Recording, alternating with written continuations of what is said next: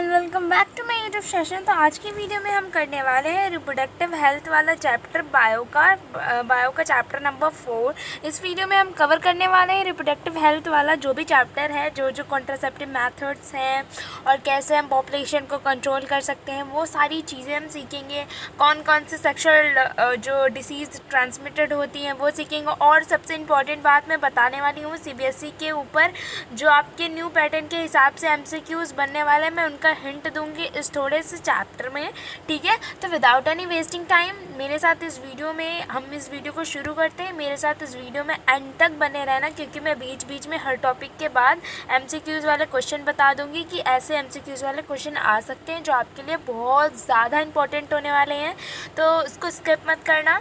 ठीक है, तो उससे पहले अगर आप मेरे YouTube चैनल पे न्यू हो तो मेरा YouTube चैनल जल्दी से सब्सक्राइब कर दो और बेल आइकन को भी प्रेस कर देना, ताकि मैं इसका सेकंड पार्ट अपलोड करूँ तो आपके पास जल्दी से नोटिफिकेशन आ जाए, तो आप जल्दी से उसे वॉच कर लो। ठीक है ना, अब जब हम रिप्रोडक्टिव हेल्थ के बारे के ऊपर पढ़ने ही जा रहे हैं तो सबसे पहला हमारा यही बनता है कि हम वो जाने कि हम होता मतलब कि रिप्रोडक्टिव हेल्थ होता क्या है। ठीक है, वो जानना हमारे लिए इम्पॉर्टेंट है कि रिप्रोडक्टिव हेल्थ क्या होता है। तो क्या होता है, it is a state of complete physical, mental and social well being and not merely the absence of reproductive disease और इन्फर्मिटी। ठीक है, तो इसमें क्या कह रहे हैं कि स्टेट ऑफ कंप्लीट, जब आप फिजिकली फिट हो, मेंटली फिट हो, सोशल वेलबींग हो और आपको किसी प्रकार की भी फिजिकल मतलब कि जो फिजिकल एसटीडीज़ होती हैं, सेक्सुअल ट्रांसमिशन डिजीज़ नहीं है, आप रिप्रोडक्टिव डिसीज़ से सफ़र नहीं कर रहे हो, अगर आप उन सारी चीज़ों से सही हो तो उसको बोलते हैं रिप्रोडक्टिव हेल्थ। ठीक है, इन चीज़ों को हम क्या बोलते हैं, रिप्रोडक्टिव हेल्थ बोलते हैं। Reproductive health deals with the reproductive process, functions and system at all stages of life. यहाँ से एक क्वेश्चन बन सकता है कि रिप्रोडक्टिव हेल्थ जो है वो किससे डील करती है। तो रिप्रोडक्टिव हेल्थ है तो रिप्रोडक्टिव प्रोसेसेस से, फंक्शन से, उसके सिस्टम से, उसके स्टेजेस से, उसकी डिसीज़ से, उसके प्रिकॉशन से, उसके कॉजेस से, इन्हीं सबसे वो क्या करती है, डील करती है, हमें सोल्यूशन बताती है या हमें उससे रूबरू कराती है। ठीक है, तो आई होप कि रिप्रोडक्टिव हेल्थ वाला थोड़ा सा कॉन्सेप्ट आपके दिमाग में समझ में आ गया होगा कि हाँ ये बेस है हमारा, इसी को लेके हमारा चैप्टर है। ठीक है, तो ना सबसे पहले हम रिप्रोडक्टिव हेल्थ उसमें प्रॉब्लम्स देख लेते हैं, उसमें क्या प्रॉब्लम्स है और किस तरह से हमें रणनीति मतलब स्ट्रैटेजी को अपनाना है। ठीक है, तो सबसे पहले इसमें देखो problem number 1, India one of the first country to develop family planning had a 19.9 decline in its birth rate from 1965 to 80। ठीक है, अब देख लो, आपको देखो ये जो सन है ना, ये फ्रॉम ईयर्स आपको ना ये बहुत ज़्यादा इंपॉर्टेंट है, ये याद रखने की ज़रूरत है। ठीक है, कि किस ईयर में हमारा जो इंडिया का जो फैमिली प्लानिंग वाला जो था वो क्या हो गया था, काम डिक्लाइन हुआ था, बर्थ रेट क्या होता है, डिक्लाइन हुआ था। ठीक है, तो इंडिया ही एक ऐसी कंट्री है जहाँ पे सबसे पहले क्या डेवलप हुआ था, फैमिली प्लानिंग डेवलप्ड हुआ था। तो ये आपके लिए क्वेश्चन है, जीके का भी बन सकता है और इसमें भी है पहली प्रॉब्लम। ठीक है, तो second, India first private family planning clinic was establish in 1925। ये हमारी जर्नल बातें हैं जो हमें याद रखने की ज़रूरत है। अब हम देखेंगे इसके लिए क्या क्या प्लानिंग की गई। India was first private company planning clinic was establish in 1925। 1925 में इंडिया ने सबसे पहला प्राइवेट फैमिली प्लानिंग क्लिनिक खोला था। ठीक है, a government sponsored family planning clinic was build 5 years later. ठीक है, उसके बाद 4th पॉइंट क्या है, family planning plans were initiated in 1951 and were continued through 6 year plans. देखो अब क्या हो गया, 5 year प्लान हो गया है, बट पहले क्या था हमारा 5 year प्लान था। ठीक है, और वो किस में हुआ था, 1951 में। ठीक है, तो ये आपको सन याद रखने की ज़रूरत है। The target of these plans was to limit the birth rate. ठीक है, और देखो इस जो ऐसे हमें फैमिली प्लानिंग करनी पड़ी, ये सारे प्लान्स बनाने पड़े, क्यों बनाने पड़े, क्योंकि हमें बर्थ रेट में क्या चाहिए था, डिक्लाइन चाहिए था, मतलब कि पॉपुलेशन को कंट्रोल करने के लिए ये सारी चीज़ें करनी पड़ी। ठीक है, नाउ ए मोर्टेलिटी रेट, मतलब कि देखो 9/1000 by 2000 वाज ऑल्सो टारगेटेड। ठीक है, ये वाली रेट। ठीक है, bye 1979 there were 5972 health centers and stations in rural areas, all managed by 2-3 physicians and 50-80 support staff। ठीक है, तो यहाँ पे देखो 1970, देखो 1979 और 1979 तक यहाँ पे 51,972 हेल्थ सेंटर्स स्टेशन क्या हो गए थे, खुल गए थे, और 2-3 फिजिशियन भी थे। ठीक है, और 50-80 स्टाफ थे। तो ये आपको याद रखने की ज़रूरत है कि कब तक हमारे इंडिया में कितने स्टेशंस खुल गए थे, हेल्थ सेंटर्स खुल गए थे। In urban areas there were over 1900 families welfare centres. 1900, उससे भी ज़्यादा, मतलब 1900 वहाँ पे क्या थे, फैमिलीज वेलफेयर सेंटर्स यहाँ पे शहरों में खुल गए थे। ठीक है, in spite of the effect family planning work in India is hidden by complex political system, religion beliefs, traditional customs and illiteracy.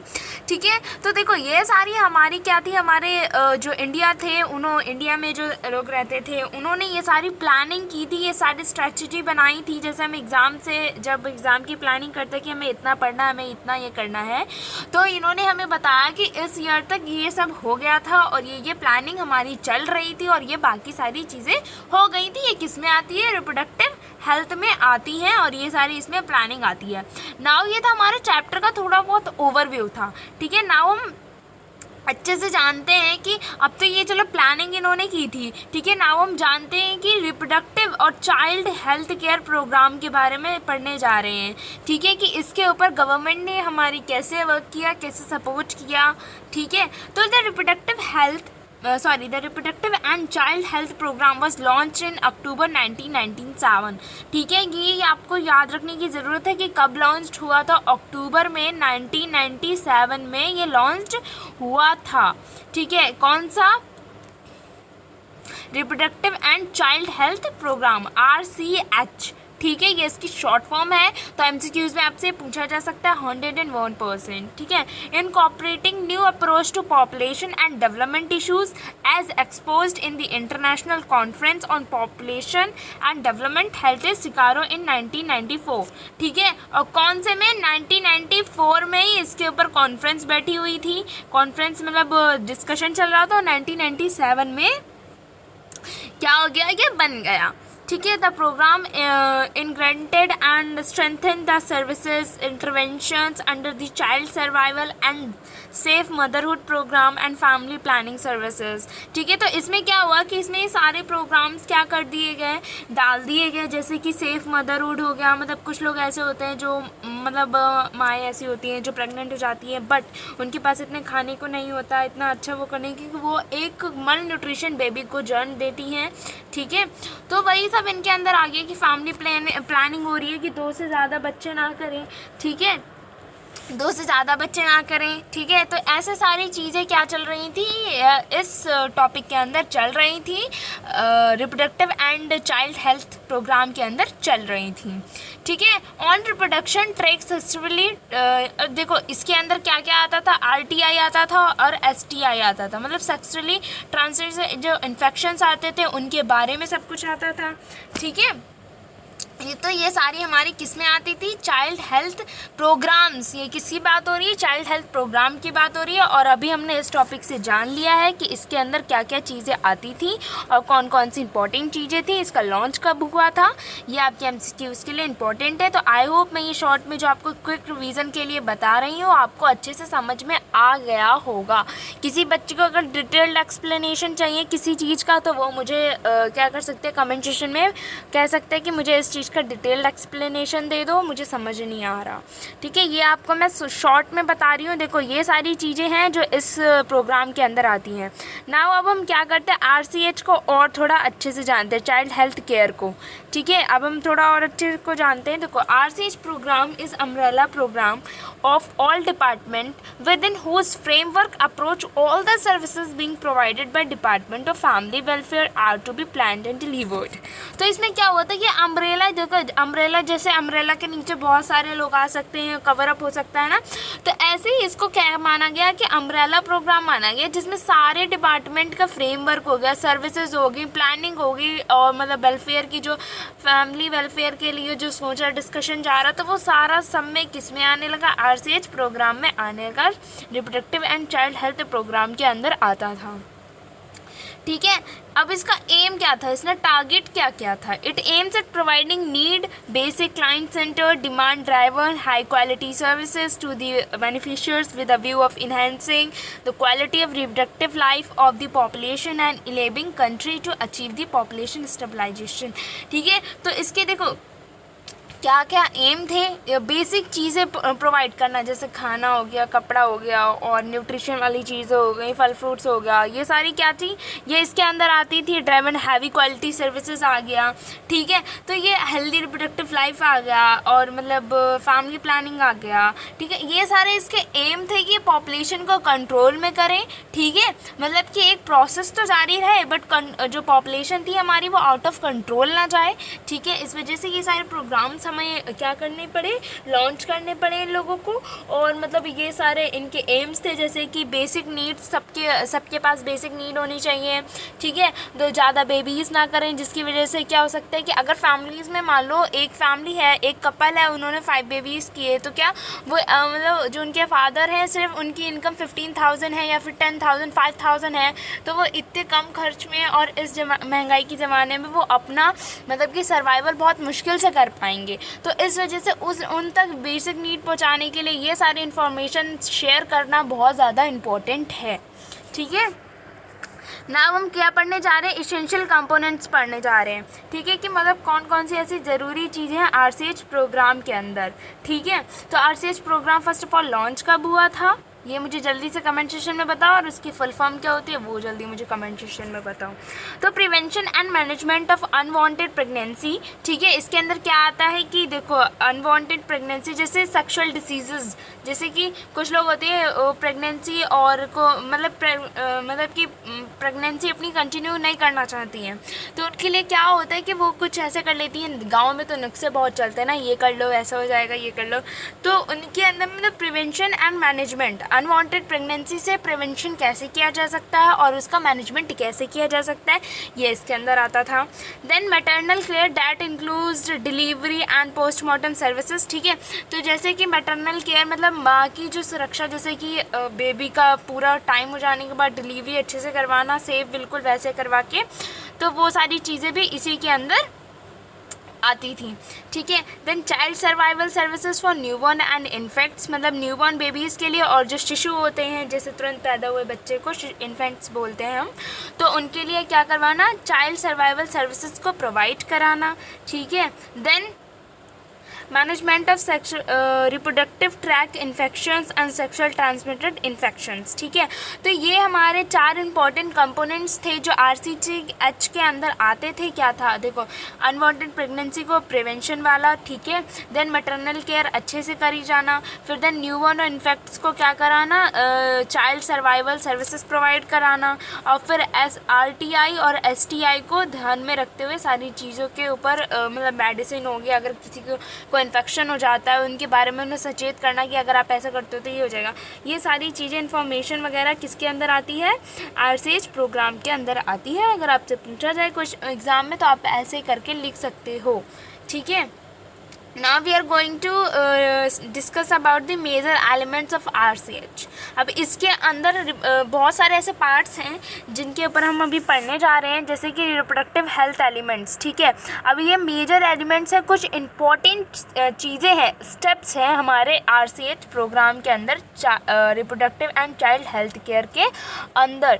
ठीक है, तो सबसे पहला क्या है, रिप्रोडक्टिव हेल्थ एलिमेंट। इसमें क्या होता है, responsible and healthy sexual behaviour.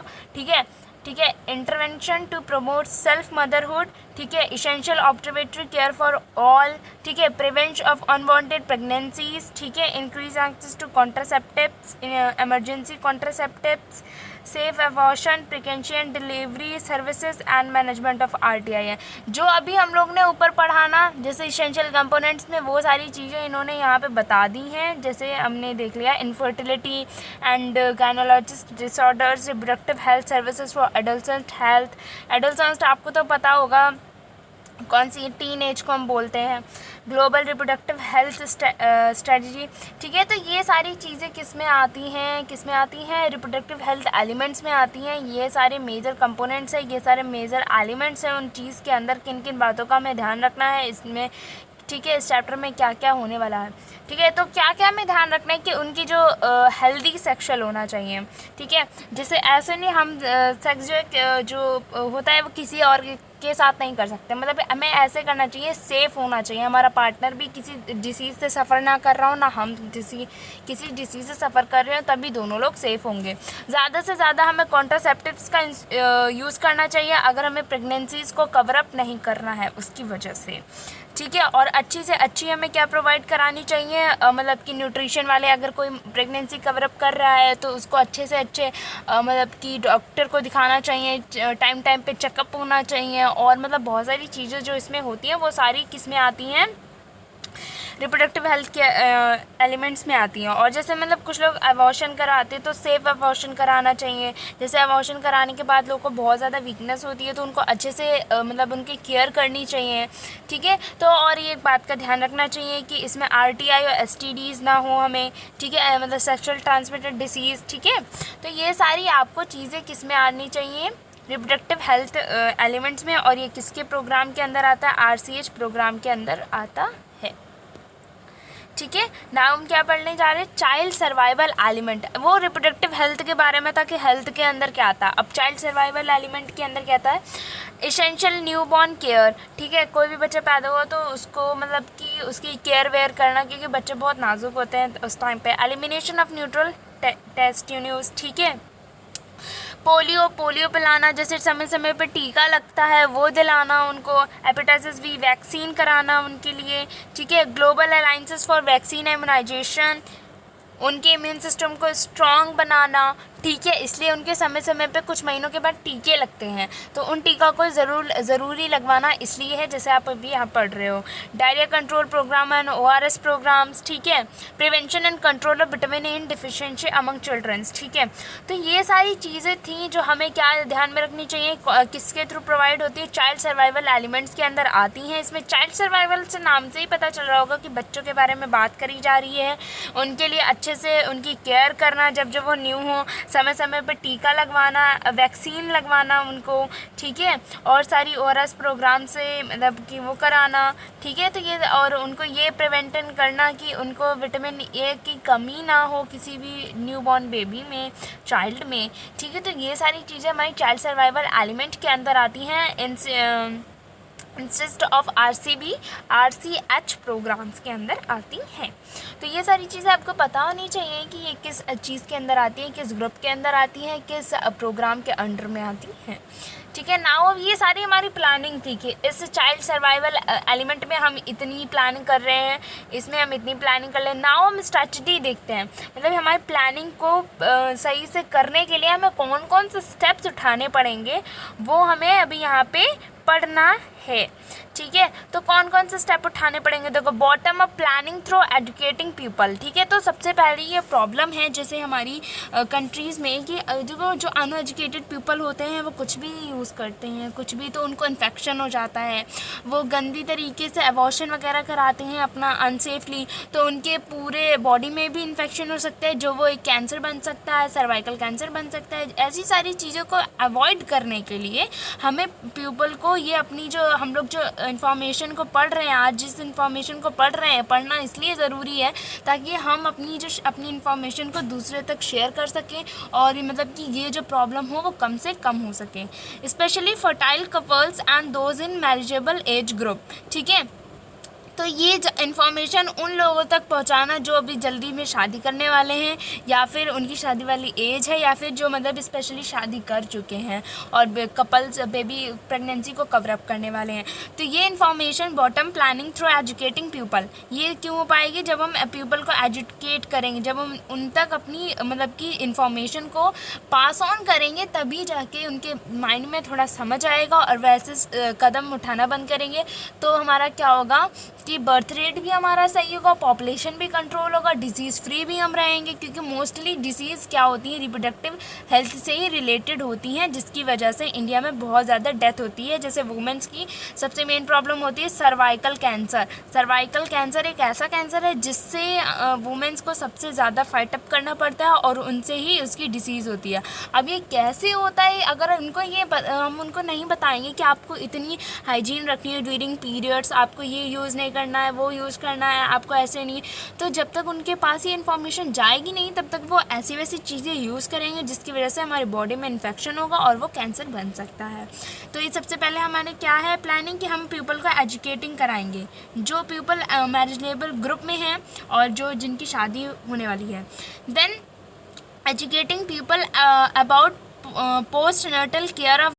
तो हमारी दूसरी प्लानिंग क्या है कि जो एजुकेटिंग पीपल, जो हमें पीपल्स को बताना पड़ेगा कि एक मदर और चाइल्ड की, एक जैसे मदर जो होती है वो प्रेगनेंसी को कवर अप करती है और जो एक चाइल्ड न्यूबॉर्न चाइल्ड होता है, इन्फेंट होता है, तो उसकी केयर कैसे करनी पड़ेगी वो हमें उन लोगों को बताना चाहिए कि ताकि जैसे वुमेंस होती हैं प्रेगनेंसी के बाद जब बेबीज़ हो जाते हैं उनको बहुत ज़्यादा वीकनेस हो जाती है, ठीक है, फिर भी वो सारे घर के काम करती हैं, सब कुछ करती हैं। ये सब हमें इन्फॉर्मेशन को ग्रो अप करना पड़ेगा, फैलाना पड़ेगा। ये हमारी दूसरी प्लानिंग थी, ठीक है, कि केयर के बारे में हम उन्हें बताएं कि कैसे केयर करी जाती है, पोस्टनेटल केयर कैसे करी जाती है। Now various steps have been taken to create awareness among people about reproduction related aspects, ठीक है। तो देखो आजकल आपने देखा ही होगा स्कूल्स में भी ये सबसे क्या कर रहे हैं, इन्फॉर्मेशन को जितने से ज़्यादा हो सकता है वो मतलब कि क्या कर रहे हैं, स्प्रेड कर रहे हैं, सब फैला रहे हैं इसके बारे में कि रिप्रोडक्टिव एस्पेक्ट से रिलेटेड क्या होता है। जितना आपको इन्फॉर्मेशन चाहिए ना आप उतना आपके लिए कम है, ठीक है। आपको मतलब कि कैसे क्या करना है, कैसे क्या हो जाए, किसी चीज़ से हमें क्या इन्फेक्शन तो नहीं हो रहा है, क्या करना है वो करना है, ये सारी चीज़ें हमें पता करनी पड़ती हैं, सारी चीज़ें हमें दिमाग में रखनी पड़ती हैं। ये स्प्रेड हो रहा है, देखो सबसे मेन रीज़न क्या है, कहाँ स्प्रेड हो सकता है अच्छे से, पीपल को इलिटरेट बना के, मतलब कि पीपल को एजुकेट करा के, बाय एजुकेटिंग द पीपल, ठीक है, we can spread the awareness in among the people, ठीक है, कि हमें रिप्रोडक्टिव, कुछ लोग होते हैं इसके बारे में बात ही नहीं करना चाहते क्योंकि ये बहुत गंदा टॉपिक समझते हैं, बट ये नहीं समझते कि इसी गंदे टॉपिक की वजह से कितनी लाखों की डेथ हो सकती है और कितने लोग खतरे में हैं। तो ठीक है, तो इन्होंने इनकी तीसरी प्लानिंग क्या थी कि वो ऐसे उन्होंने कई सारे ऐसे स्टेप्स बनाए, कई सारी प्लानिंग्स बनाई कि लोगों के बीच में इसके बारे में लोग आपस में बात करें, इसके बारे में स्कूल्स, हॉस्पिटल्स, हर जगह बताया जाए, बच्चों को बताया जाए, इसकी इन्फॉर्मेशन बताई जाए, ठीक है, ताकि ये हमारा जो कम हो सके, ठीक है। Now use of artificial aids to spread awareness among masses, ठीक है। Now अम्यूनोसेट्रिस इज़ अ टेस्ट, देखो एक हमारे पास टेस्ट होता है कुछ हॉस्पिटल, अब तो ना वो टेस्ट बंद कर दिया गया क्योंकि लोग उसका बहुत ज़्यादा ही गलत इस्तेमाल कर रहे थे। तो इस टेस्ट में होता क्या है कि जैसे क्या होता है कि जैसे मदर जो होती है ना प्रेगनेंसी को कवर अप करती है, तो वो जो क्या होता है जब सोनोग्राफी होती है उसकी, तो कई लोग क्या करने लगते हैं कि वो एक तरह से उसका मिसयूज़ करने लगते हैं कि वो पता लगाने लगते हैं कि लड़का है कि लड़की है। ये आपने बात भी सुनी होगी, लड़का है कि लड़की है, तो अगर वो लड़की होती तो वो उन लोगों को मार देते हैं, लड़का होता है तो वो ऐसे उनका अबॉर्शन करा दिया जाता है, लड़का होता है तो ठीक रहता है। तो ये क्या होता है कि ये टेस्ट पता है किसके लिए आया था, इस test defect chromosomal defect but is used for fetal sex determination. ये इसलिए किया जाता है ताकि उसके बेबी के अंदर जो कोई भी क्रोमोजोमल डिफेक्ट्स तो नहीं है। This test has been banned, ठीक है। अब ये क्या कर दिया है, ये टेस्ट को बैन कर दिया गया क्योंकि यहाँ पे क्रोमोसोम की जगह सेक्स डिटर्मिनेशन करने लगे हैं लोग, ठीक है। वो लोग वो क्या करने लगते हैं, चेक करने लगते हैं कि अगर फीमेल जैसे, तभी तो गर्ल्स इंडिया में जो है वो सेक्स रेशियो देखा जाए तो बहुत ज़्यादा कम है, केरला में सही है, ठीक है। तो देखो अगर उसके हिसाब से देखा जाए तो इंडिया में बहुत ज़्यादा कम है क्योंकि लोग इस टेस्ट का बहुत ज़्यादा गलत यूज़ कर रहे थे, अपने वे में ले रहे थे, लड़का था तो रख रहे थे, लड़की थी तो मार दे रहे थे, ठीक है। तो इसीलिए गवर्नमेंट ने इसको बैन कर दिया, बट ये हमारे अच्छे के लिए ही बनाया था, क्रोमोसोमल डिफेक्ट को पहचानने के लिए बनाया था, बट लोग इसका मिसयूज़ कर रहे थे। अम्यूनोसेट्रिस, ठीक है, तो ये इस हमारा टेस्ट का नेम है। ठीक है, तो आई होप आपको इस टेस्ट का नेम अब पता चल गया होगा और ये बहुत ज़्यादा इंपॉर्टेंट है 1 मार्क्स के क्वेश्चन के लिए। यहाँ से कोई ना क्वेश्चन बनता ही है, 100% बनता है। ठीक है, तो ना आई होप कि यहाँ तक मैंने आपको शॉर्ट समरी में एक्सप्लेन किया, सारा सब कुछ आपको अच्छे से समझ में आ गया होगा। कोई भी प्रॉब्लम हो और कोई भी चीज़ डिटेल्ड में जाननी हो तो आप मुझे कमेंट सेशन में पूछ सकते हो। आप मेरे नोट्स का स्क्रीनशॉट भी ले सकते हो, नोट्स चाहिए तो आप मुझे कमेंट सेशन में भी बता सकते हो। तो आई होप आपको अच्छा लगा होगा ये सेशन, समझ में भी आया होगा और थोड़ी इन्फॉर्मेशन भी मिली होगी। ये बताइए जनरल नॉलेज पे ज़्यादा बेस्ड है ये चैप्टर, हमारे अवेयरनेस फैलाने के लिए as a view of government देखा जाए, इसीलिए हमारी बुक्स में ये चैप्टर रखा गया है। ठीक है, तो आई होप अच्छा लगा होगा। तो कैसा लगा आज का वीडियो, समझ आया कि नहीं आया, तो मुझे कमेंट सेक्शन में जल्दी से बताना और कल हम मिलते हैं अपने इसी आगे के चैप्टर को कवर करते हुए।